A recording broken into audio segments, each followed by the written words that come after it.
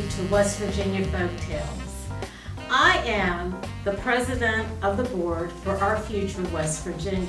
I'm Carey Jo Grace. I am the interim director of Our Future West Virginia and a former organizer with the organization for almost 8 years. So West Virginia Folktales is going to explore the experiences and the stories of everyday people in West Virginia.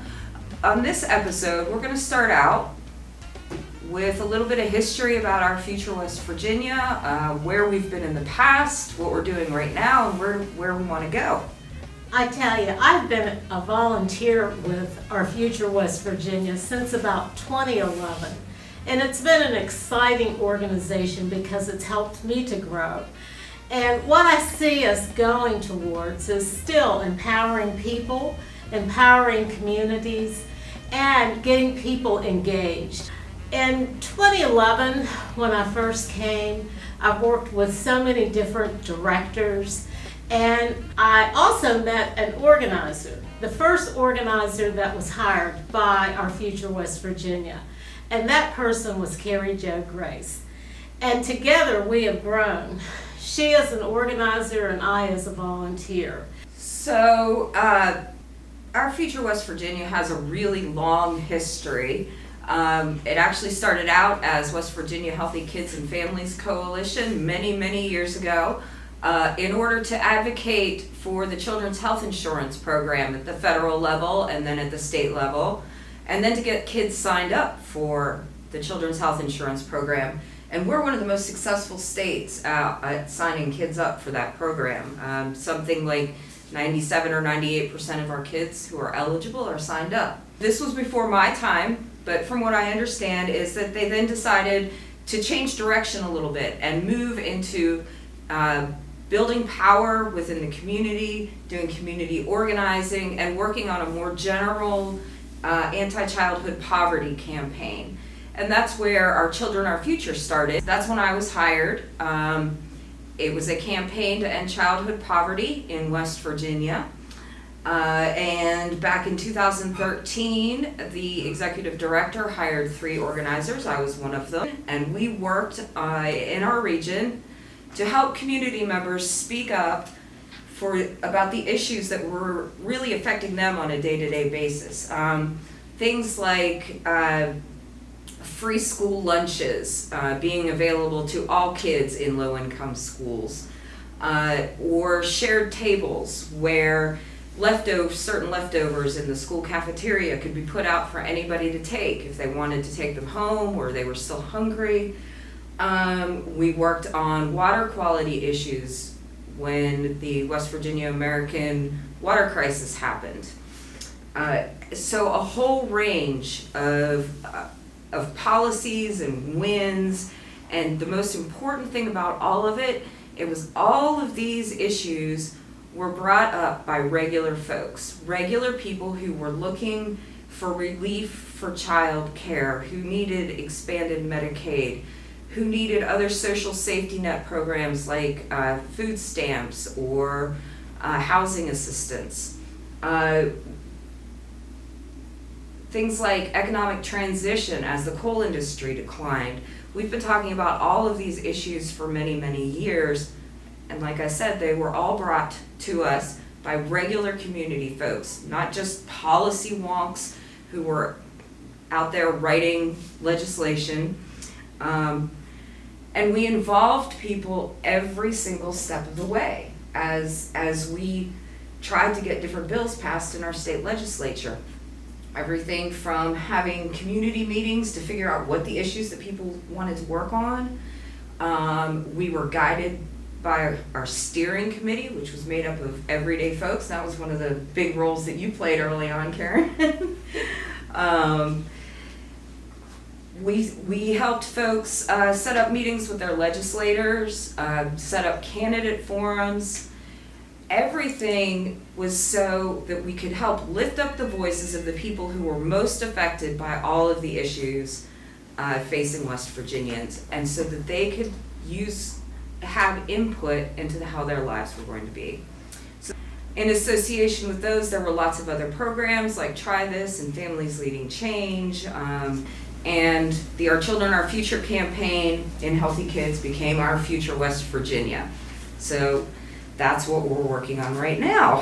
Well, I tell you, our vision is thriving West Virginia, where everyone is guaranteed justice, dignity, and a voice in determining their future. We strive to change the balance of power in West Virginia through civic engagement, grassroots-led policy change, developing local leadership, and bringing diverse voices together. We fight for justice, dignity, and equity for all West Virginians. And speaking about power, my gracious, you should see our board. Our board is just filled with powerful, young, and seasoned women at this time. I am the president of the organization. Tiffany Williams is the vice president. We have Mary Clater, who is the treasurer, and Marlene Midget. And we have so many women with so many diverse talents who are bringing their talents to work to build this organization and move us forward. But I would just like to say, we also have a powerful staff in that our administrative director is new, Charity Shetfield, and organizers with Jennifer Anderson in education, Shakira Irving, who is working very hard right now with the Crown Act, Tracy Phillips with communication, and Kathy Ferguson, who is coming on full time and will be an organizer with this organization at this point. We are thrilled to be able to work together and to bring this power to move our future West Virginia forward. We've gone through a whole lot of changes, but we are keeping the basis of what we do, which is civic engagement, community empowerment, leadership development, no matter what the issues are, but there are certain issues that we're working on right now. We have Jenny Anderson, and Jenny is amazing. She's been with the organization in various roles for about 6 years now. She directs a program called Families Leading Change, which is all about parents and other caregivers making changes in their own child's school to make their school experience better for their kids. She's done many grant programs to help kickstart different projects in different schools. Right now, she's really been focusing on helping parents get involved in their local school improvement councils, which is a board of people at every single school, including the principal and teachers and service personnel and parents and community business members that make decisions for that specific school. They can make curriculum suggestions, policy. They can determine different policies for the school. And a lot of people, surprisingly, don't know that these local school improvement councils exist. And if they do know they exist, they don't know how to get involved in them. So Jenny has been educating parents across the state about how to get involved in the local school improvement councils. And so while Our Future West Virginia doesn't support any candidates in particular, in a nonpartisan way, we can help parents figure out the system so that they can run for school board in their community. So that is what Jenny's up to. Shakira has also been with us for a while. She's part-time now because she's in law school, but her main focus is on getting the Crown Act passed in West Virginia. And the Crown Act addresses racial discrimination of hair. And as a white girl, I never knew this was a thing. And when I found out it was a thing, I was just so blown away that it was like immediately, yes, we have to work on this because it's just silly. So Shakira's been working real hard the past couple legislative sessions to get the bill brought onto the floor. All of 2021, she's been working with individual city councils and county commissions to get Crown Act ordinances passed in local municipalities. Real excited that Morgantown and Beckley and Charleston. Yay! all have Crown Act ordinances, and there's several other cities that she's talking to right now. And of course, all of that is done in conjunction with local people in the community. She's bringing them to meet with their legislators, to meet with their city council members, so that they can speak up for themselves. And then we have Kathy Ferguson, who's the newest addition to our staff. She's a fantastic advocate and organizer who lives here in Kanawha County. She's mostly based in Kanawha County, working with different community members on very local issues, but she also has a broader outreach of working on racial justice and racial injustice and disparities and discrimination by helping to bring together all the different folks from across the state who are all working on this issue but might not be communicating with each other. So that's what she's moving towards, facilitating those statewide conversations. And like so many of our issues are very intertwined with each other. There's a fancy term for that, which is called intersectionality. So we find, Jenny's education work overlapping with Kathy's racial justice work, or with the Crown Act, or other forms of discrimination that come up in schools. So discipline disparities and things like that.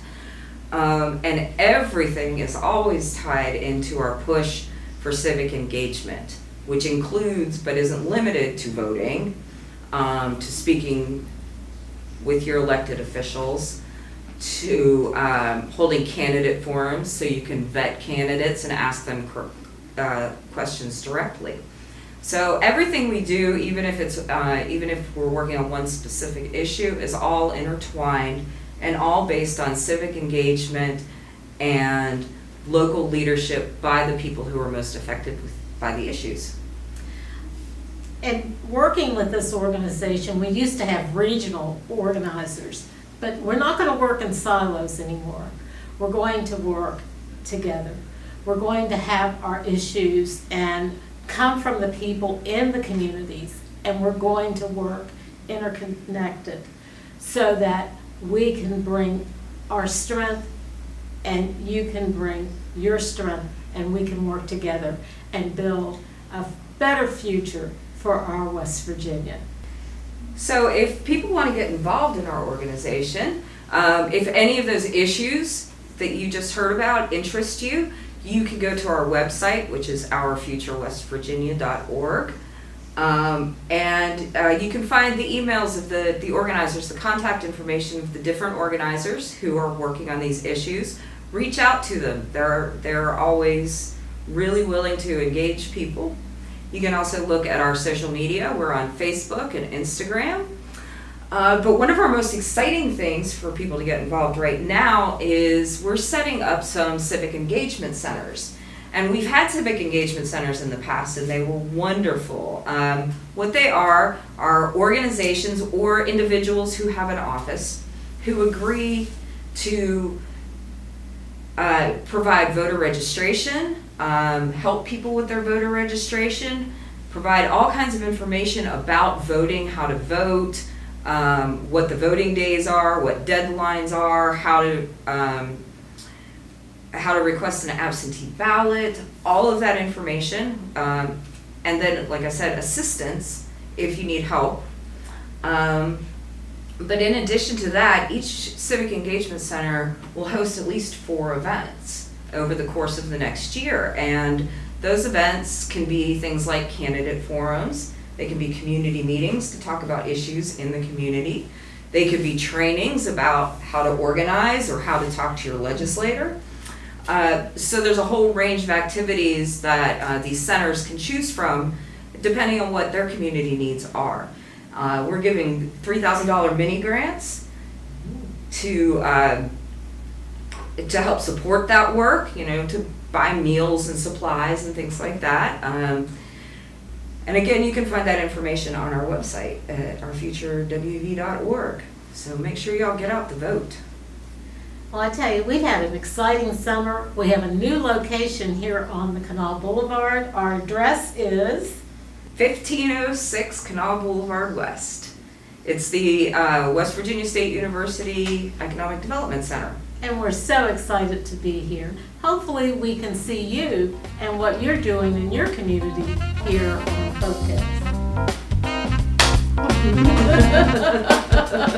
Folx.